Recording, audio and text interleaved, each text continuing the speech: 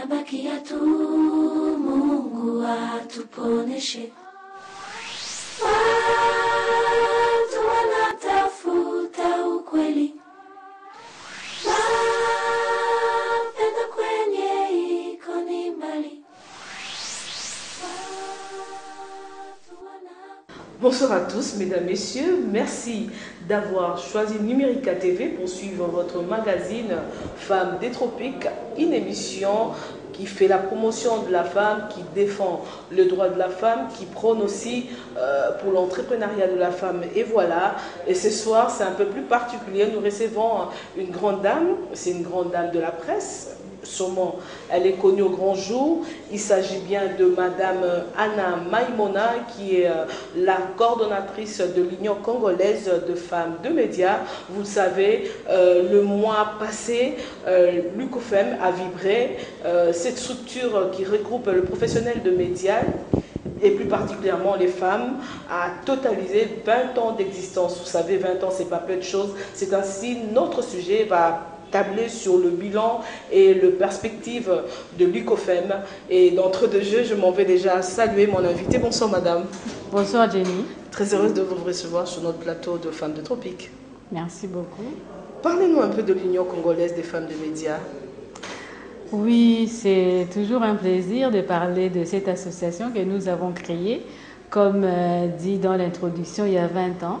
Et cette année, c'est l'année de la célébration de ces 20 ans.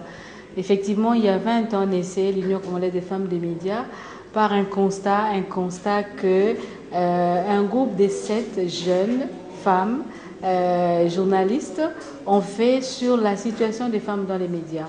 Et cela a, je peux dire, révolté ces jeunes femmes qui ont créé l'Union congolaise des femmes des médias pour promouvoir les droits des femmes, défendre les droits des femmes dans les médias et à travers les médias. Et donc, nous avons mené pendant près de 20 ans plusieurs activités, des formations, des sensibilisations, des plaidoyers, lobbying, production des rapports, des études pour travailler sur le changement de l'image de la femme dans les médias et à travers les médias.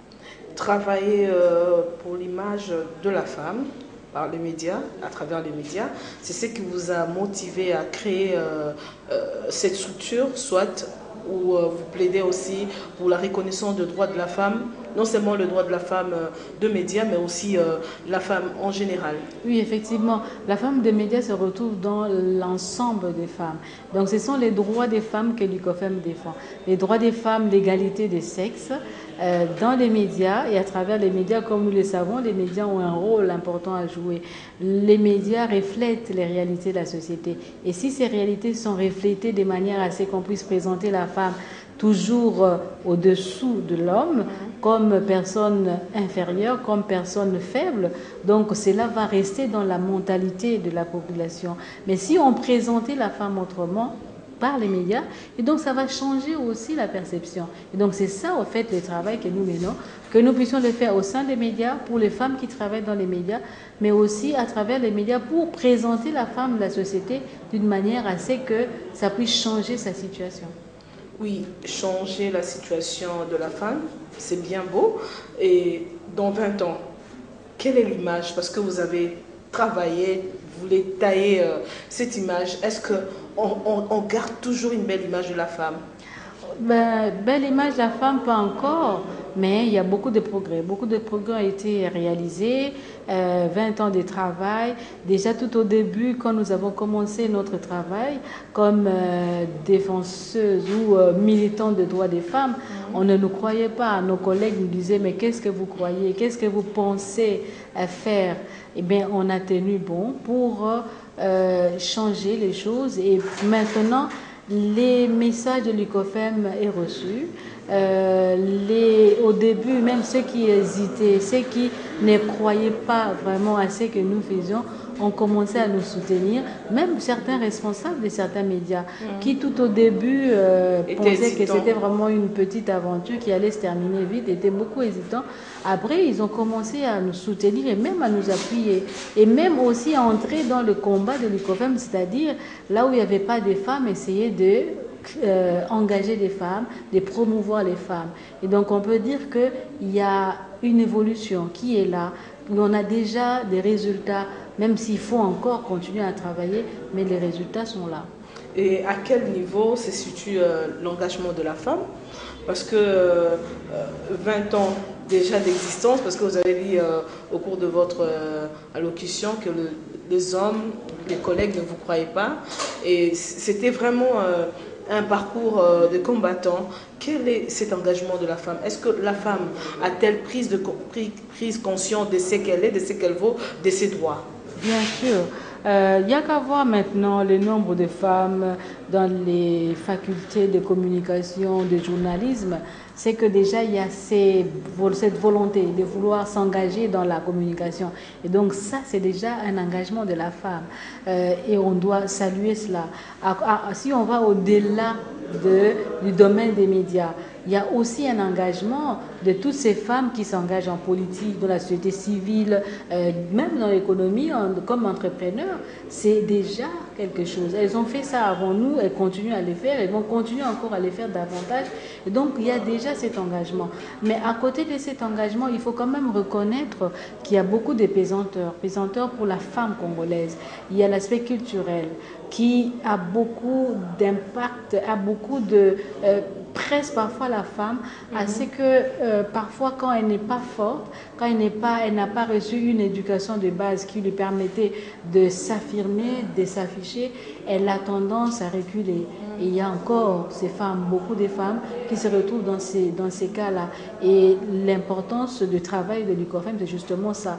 Comme nous sommes des femmes des médias, les médias, c'est l'intermédiaire entre les dirigeants et la base. C'est l'intermédiaire entre cette femme qui a évolué et cette femme qui cherche encore à s'affirmer. Et donc, en donnant l'information, en présentant les femmes qui sont épanouies, ça motive les autres. Ça leur donne aussi des idées pour aller de l'avant, pour devenir comme ces femmes-là.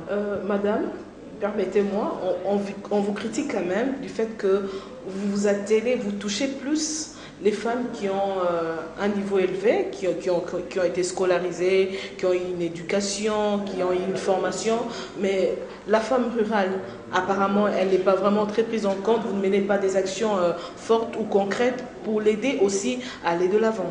Ça, c'est mal connaître l'ICOFEM. L'ICOFEM ne se limite pas. C'est d'ailleurs, peut-être, c'est des critiques qui sont peut-être, je dirais pas fondées, déjà par la création même. On n'a pas voulu créer une association des femmes journalistes. On a créé une association des femmes des médias où on a journalistes, animatrices, techniciennes qui travaillent dans les médias. Donc il y a déjà cette ouverture même au sein des médias. Et même quand nous allons aussi toucher d'autres cibles qui ne sont pas des médias, nous n'excluons personne. Nous touchons toutes les femmes. Je prends un cas. Quand nous avons produit des répertoires des femmes ressources, pour nous, des femmes ressources, ce n'est pas seulement des femmes qui ont étudié. Même celles qui font l'artisanat, qui ont une expérience dans les domaines, sont considérées comme femmes ressources pour parler de leur expérience. Même la femme qui cultive les champs a été retenue comme femme ressource parce qu'elle a quelque chose à partager. Et donc, nous n'avons pas la culture d'exclure certaines femmes. Nous voulons plutôt toucher toutes les femmes pour que même celles qui vont au marché, à qui nous tendons les micros, à qui parfois aussi que nous invitons aussi à participer à des tables rondes, des débats, on donne la valeur à cette femme qui s'est dit « Ah, moi aussi, je peux participer à un débat sur les questions de bonne gouvernance. » Donc, nous n'excluons personne. Chaque voix, chaque femme a un rôle et son opinion compte. Donc, on a levé l'équivoque. Donc, ICOFEM travaille avec toutes les femmes et ne tient pas compte des catégories socio-professionnelles. On adapte les activités aux femmes intellectuelles, aux femmes qui travaillent, qui vendent dans les marchés, aux femmes qui sont aussi à la maison. Elles ont choisi d'élever leurs enfants, de s'occuper de leur famille. C'est aussi un choix à faire, à respecter. Et nous occupons aussi, nous donnons aussi la parole à ces femmes. 20 ans d'existence, quel bilan? Les bilans, comme je viens de dire, je crois que ce que j'ai dit, ça nous donne déjà une idée sur les bilans. Les bilans, je peux dire que déjà en interne, Nous avons créé cela pour promouvoir les droits des femmes. Et quand on parle des droits des femmes, on voit cette femme journaliste, commençant par celles qui ont créé ces structures. Si nous voyons 20 ans avant, maintenant, on peut dire que nous sommes épanouis dans ce travail. Les combats que nous avons commencés ont aussi évolué et on s'est épanoui dans ce combat-là pour apporter encore un plus dans la communauté. Et donc ça, c'est aussi un grand bilan, l'épanouissement de ces femmes qui travaillent, qui sont membres de l'ICOFEM. À côté de ça, il y a aussi, comme je disais au début, le message de l'ICOFEM qui passe maintenant plus facilement on doit comparer par rapport au début. Donc, c'est aussi un bon bilan. C'est-à-dire, si le message de la prise en compte du genre au sein des médias passe, c'est qu'il y a quelque chose qui a commencé et qui va continuer. Et on peut aussi dire, pendant ces 20 ans ici, l'ICOFEM a acquis une expertise qu'on peut dire aujourd'hui que beaucoup d'associations n'ont pas. C'est une spécificité de l'ICOFEM. Quand on parle de genre et médias, en RDC, on voit d'abord l'ICOFEM. Et donc on peut dire que c'est un bilan positif pour l'ICOFEM. Nous travaillons, nous produisons des supports qui sont utilisés par la société civile, qui sont utilisés par le pouvoir en place, le gouvernement. Et donc pour nous, c'est la preuve que nous participons au développement du pays. Madame Anna Maïmouna, c'est un plaisir de vous écouter. Est-ce qu'on peut connaître les secrets de votre ascension en tout cas? Je crois que le plus grand secret de ceux qui réussissent, c'est le travail. Le travail. Sans travail, il n'y a pas de réussite. Et on s'est organisé. Ce n'était pas facile. 20 ans tenir, gérer les projets, gérer les personnes. Je ne suis pas... C'est vrai qu'aujourd'hui, j'engage l'organisation, mais avant moi, il y a eu mes prédécesseurs qui ont travaillé pour que nous puissions arriver là où nous sommes. Et donc, elles ont travaillé dur. Il y a eu des sacrifices qui ont été faits pour que l'ICOFEM, à ces 20 ans, puisse dire que nous sommes arrivés à célébrer cette réussite. Donc on peut dire en général que le parcours a été un parcours des combattants, parce qu'il n'a pas été facile. Vous avez connu aussi les hauts et les bas. C'est une expérience qui peut aussi aider cette femme qui nous suit maintenant au travers de cette émission Femmes des Tropiques. Oui, c'était pas facile. Là où il y a des gens, là où il y a des personnes, hommes et femmes, il y a toujours des conflits. Et on a su gérer ces conflits. C'est comme ça qu'on est encore là 20 ans après. Je suis convaincue que ça va continuer au-delà des 20 ans parce qu'il y a déjà cet esprit qui est là, mais au prix de combien de sacrifices? Sacrifices parce qu'on doit s'engager, parce qu'on doit parfois aussi sacrifier ses propres projets ou même sa famille, sa vie privée pour s'engager dans ce travail ici. Et voilà, nous sommes là, mais c'est un parcours de combattants, effectivement, pas seulement de l'équipe dirigeante, mais aussi des membres qui sont venus après, qui ont cru au travail de l'ICOFEM, qui ont apporté aussi leur contribution pour que l'association soit là et qu'elle puisse avoir cette étendue nationale, parce qu'actuellement, l'ICOFEM est présente pratiquement dans tout le pays. Ok, tout à l'heure vous venez d'évoquer un fait tout à fait très important. Vous savez, souvent il y a un adage qui dit toujours que les femmes ne construisent pas, mais vous au moins vous avez su minimiser les faiblesses, les erreurs des unes et des autres pour voir l'émergence de votre structure. Oui, au fait c'est une question de choix.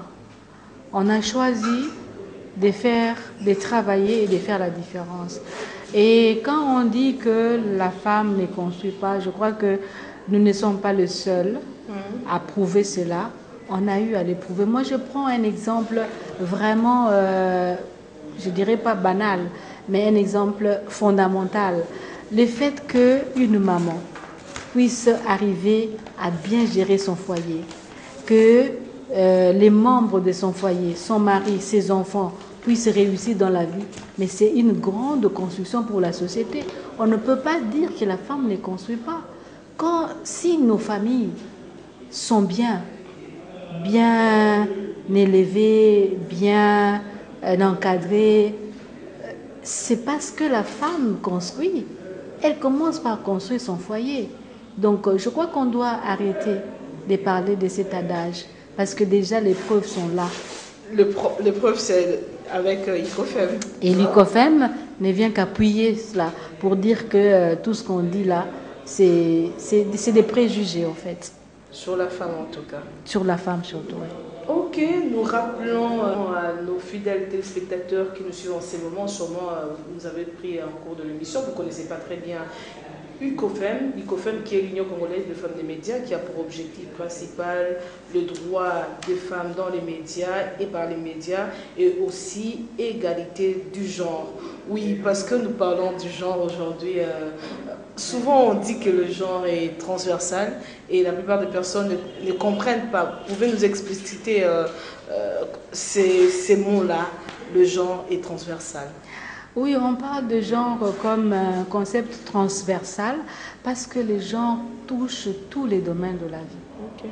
Et je pense qu'on devrait aussi l'appliquer dans la gestion du pays. Okay. Les ministères du genre devraient avoir... C'est comme ça que maintenant, quand vous allez maintenant au gouvernement, tous les ministères ont un point focal genre. Et ils ont compris cela. Parce que dans l'environnement, il y a cet aspect genre. Dans l'économie, dans les finances, dans la sécurité, dans le social, dans la santé. Il faut intégrer cela parce que les genres, juste un rappel, c'est juste cette répartition des tâches entre l'homme et la femme dans la société. Et cette répartition se trouve dans tous les domaines. Et ça doit être équitable. Voilà, ça doit être équitable justement. Cette répartition-là doit être juste. Ça doit être juste pour qu'on puisse vraiment vivre une justice sociale. Quand on parle de justice sociale, la population est composée de combien de femmes, de combien d'hommes? On parle de 52% des femmes. Et donc, cela doit refléter aussi tous les domaines de la vie. Normalement, en politique, on devait voir cet équilibre. Dans le domaine de l'économie, pareil. Dans le domaine de la santé, on devait voir cela partout parce que la population est composée de manière plus ou moins équilibrée des hommes et des femmes. C'est comme ça qu'on parle de transversal. Le concept est transversal. On doit vivre ça dans tous les domaines. Malheureusement, ce n'est pas le cas. Aujourd'hui, la femme évolue toujours sur le plan économique. S'il faudrait prendre le genre et l'économie, économiquement, la femme évolue dans l'informel. Sur le plan politique, il y a moins de femmes qui s'engagent. C'est vrai, vous faites beaucoup de sensibilisation, les médias, vous-même ICOFEM, vous organisez des formations. Mais qu'est-ce qui fait que ça bloque, il n'y a pas... ça ne booste pas? Qu'est-ce qui serait à la base? En fait, il y a plusieurs facteurs. D'abord, il y a l'histoire même. On est resté longtemps dans cet état où c'est l'homme qui a le pouvoir, où c'est l'homme qui a le droit de parler, où c'est l'homme qui a le droit de gérer, alors que la femme gère aussi. Alors, c'est là, comme c'est resté, c'est ancré en nous, il faut du temps pour que ça change. Déjà, au niveau des textes, au niveau des lois, il y a eu évolution. On ne se plaint plus trop, même s'il y a encore des choses qu'il faut encore adapter. Mais de manière générale, nous avons obtenu des lois qui ont compris qu'il faut équilibrer les choses. Et quand on doit comparer aussi les pays qui intègrent le genre dans leur fonctionnement, ils vont facilement au développement. Parce que quand on n'intègre pas la femme, qu'est-ce qui arrive? On met plus près de la moitié de la population à côté. On ne l'implique pas dans les développements. Et le développement va traîner. Donc nous devons voir les choses autrement. Et il y a une partie des dirigeants, je ne dirais pas tout, une partie des dirigeants, je veux vraiment insister, c'est une partie des dirigeants qui comprennent avec les lois que nous avons. Mais il faut encore continuer ce travail-là pour qu'on puisse passer de textes pour vivre vraiment cette réalité à tous les niveaux, en commençant par la famille. Parce que tout part de là.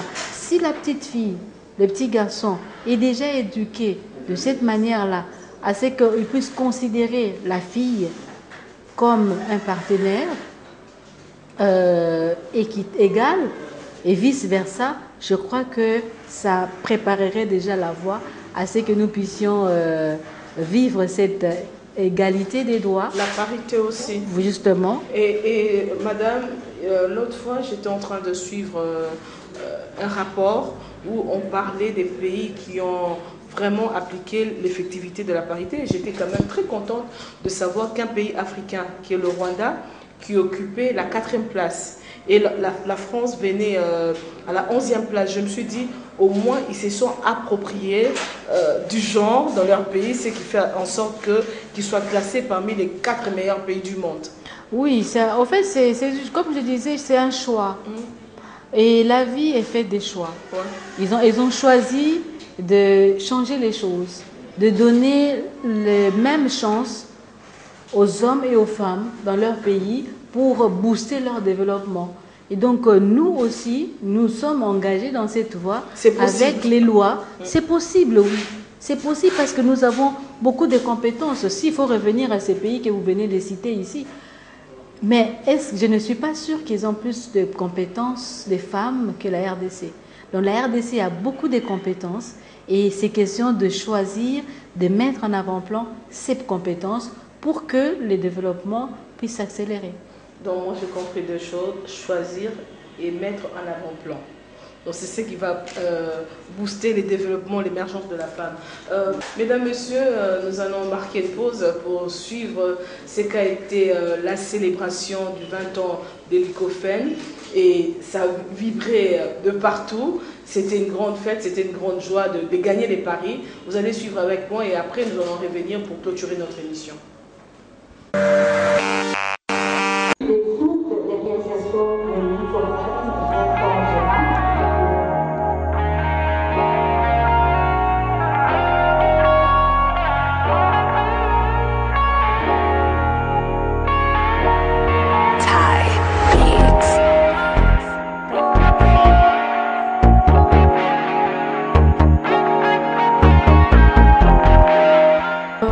Des 20 ans que nous célébrons aujourd'hui.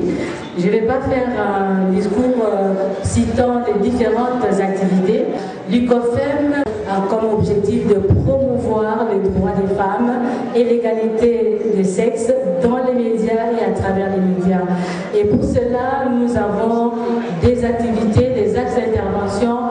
D'abord, la formation des professionnels des médias, hommes et femmes, également des autres membres de la société civile, mais aussi des femmes qui consomment les médias, qui utilisent les médias pour parler d'elles, comme donc les consommatrices et les sources d'information.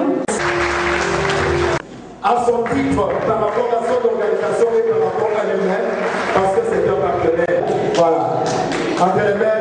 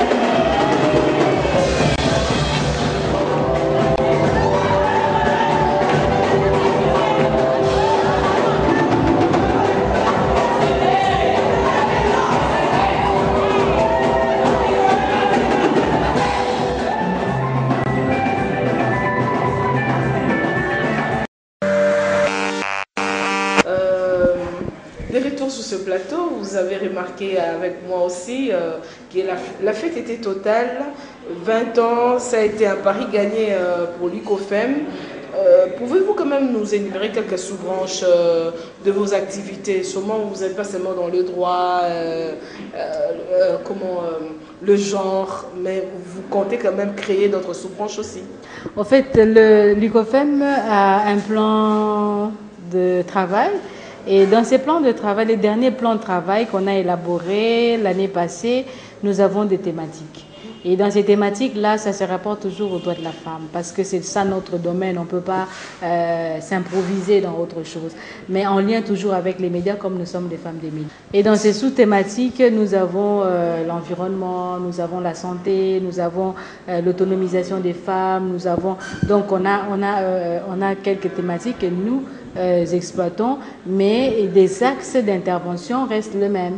C'est-à-dire nous avons la formation, des renforcements des capacités des professionnels des médias, mais aussi des secteurs acteurs de la société civile sur les questions des droits des femmes, sur les questions des médias et communications, pour améliorer l'interactivité entre les médias et la société civile ou la population. Nous avons des sensibilisations.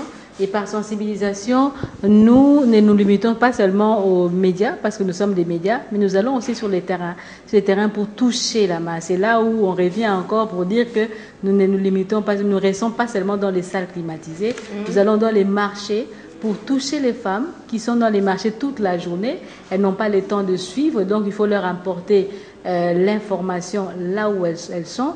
Nous allons dans les écoles pour sensibiliser la jeune fille et donc nous faisons aussi les terrains.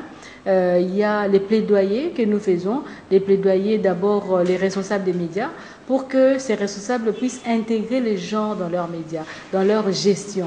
Et je peux dire que grâce à ces plaidoyers, il y a quand même une évolution. Les nombres ou le pourcentage des femmes qui occupent des postes de responsabilité dans les médias augmente. Et on peut aussi dire que par rapport à d'autres domaines, la dernière étude que nous avons réalisée nous présente un pourcentage de 33% des femmes engagées dans les médias. Et donc on peut dire que dans les différents domaines de ces pays, les médias, c'est parmi ces rares domaines où les femmes arrivent en grand nombre et c'est à saluer. Maintenant, il faut faire des efforts pour qu'on continue à évoluer des 33%, que dans 5-10 ans, que nous puissions, ou même 5 ans déjà, nous puissions avoir la parité 50%, 50-50 des personnes qui travaillent dans les médias et même au niveau des postes de responsabilité. Donc nous menons des plaidoyers pour montrer aux médias à quel niveau nous sommes maintenant et qu'est-ce que nous pouvons faire davantage pour améliorer la situation de la femme. Alors, question de curiosité, qu'est-ce qui n'a pas marché dans 20 ans? On a toujours l'habitude de prôner du bon côté, mais quand ça ne marche pas, on s'était. Qu'est-ce qui n'a pas marché dans 20 ans et quelles sont les perspectives d'avenir? Ce qui n'a pas marché dans 20 ans, d'abord le fait qu'on ne peut pas satisfaire tout le monde, on ne peut pas faire l'unanimité. Et donc, en cours de chemin, il y a des gens qui ont peut-être été déçus, qui ont été mal comprises et qui ont baissé leurs bras pour ne plus continuer. Et donc, ça arrive. 20 ans, on ne peut pas dire que non, tout a été rose. Donc ça, c'est arrivé. Ce qui n'a pas marché non plus, c'est qu'on a eu parfois des grandes idées, des grands projets, des grandes visions pour faire de grandes choses. Mais on n'a pas pu les faire parce que les moyens étaient limités. On a soit revu à la baisse notre ambition, soit alors mis de côté une activité qu'on aurait bien voulu mener à tel moment. Et donc ça, c'est des choses qui sont arrivées pendant les 20 ans.